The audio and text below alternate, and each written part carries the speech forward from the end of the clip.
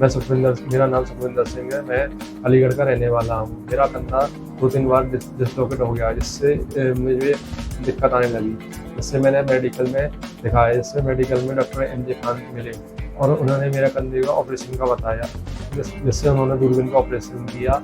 उस ऑपरेशन के बाद अब मेरा कंधा बिल्कुल परफेक्ट है। अब मैं सब काम कर सकता हूँ। मैं दिल्ली में बहुत जगह दिखाया डॉक्टर को, जिसमें उन्होंने क्या कहते हैं कॉस्ट बहुत ज़्यादा बताई थी ऑपरेशन की, और जिससे मैंने अब मेडिकल में दिखाया। मेडिकल में दूरबीन वाला ऑपरेशन मेरा बहुत कम प्राइस में बहुत सस्ते ऑपरेशन हुआ। अब मेरा हाथ ऊपर भी जा रहा है और इधर करने पर इधर भी जा रहा है, और पीछे ऐसे हाथ भी मुड़ रहा है, और क्या कहते हैं ऐसे करने पर ऐसे भी जा रहा है। हेलो फ्रेंड्स, मेरा नाम डॉक्टर MJ खान है और मैं एक शोल्डर आर्थोस्कोपिक सर्जन हूँ।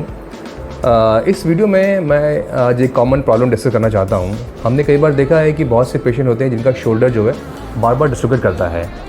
तो इसमें अक्सर कई बार पेशेंट चाहते हैं कि उनका मेडिसिन से इलाज करा दें, जो कि बिल्कुल भी पॉसिबल नहीं है, क्योंकि इस बीमारी में जो शोल्डर जॉइंट होता है उसमें एक बाउंड्री होती है जिसको हम कहते हैं कि लेब्रम। वो लेब्रम एक्चुअली फट जाता है और वही मेन स्टेबलाइजिंग स्ट्रक्चर जो होता है। तो अगर कुछ स्ट्रक्चरल डिफेक्ट है तो मेडिसिन से तो पॉसिबल ही नहीं कि मेडिसिन से वो ठीक हो सकता है।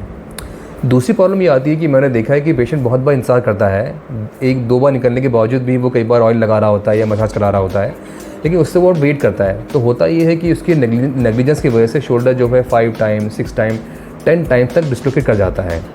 और जितनी बार शोल्डर डिस्लोकेट करता है उतना ही बोन लॉस ज़्यादा होता है। तो जितना ज़्यादा बोन लॉस होता है उतनी स्टेबिलिटी कम होती है और फिर उस कंडीशन में कॉम्प्लेक्स ऑपरेशन करने पड़ते हैं। इसमें बड़ा कट आता है, ब्लड लॉस ज़्यादा होता है, पेन ज़्यादा होता है, रिकवरी लेट होती है, ऑस्टियोआर्थराइटिस चांसेस बढ़ते हैं और रिकवरी भी बहुत पूरी नहीं हो पाती है। और अगर पेशेंट हमारे पास जल्दी आता है तो हम उसमें दूरबीन से इलाज करते हैं। दूरबीन से इलाज करने में हम आगे 2 कट लगाते हैं और एक पीछे कट लगाते हैं, जो कि 1 सेंटीमीटर से भी कम का होता है। तो इसमें हम अपना इंस्ट्रूमेंट डाल के 3 टाँके लगाते हैं और पूरा लेब्रम हो अच्छे से उसको हम रिपेयर कर देते हैं, जिससे पूरी स्टेबिलिटी मिल जाती है। तो ये तभी पॉसिबल है जब पेशेंट हमारे पास जल्दी आ जाए।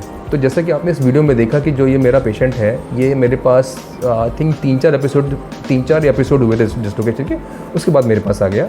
मैंने इसका रिपेयर किया और आप देखिए इसका पूरा मूवमेंट है, इसके शोल्डर में कहीं भी कोई रिस्ट्रिक्शन नहीं है। तो ये फ़ायदा होता है कि अगर पेशेंट जल्दी आ जाता है तो हम उसमें आर्थोस्कोपी इलाज कर सकते हैं और पेशेंट को पूरी तरीके से ठीक कर सकते हैं।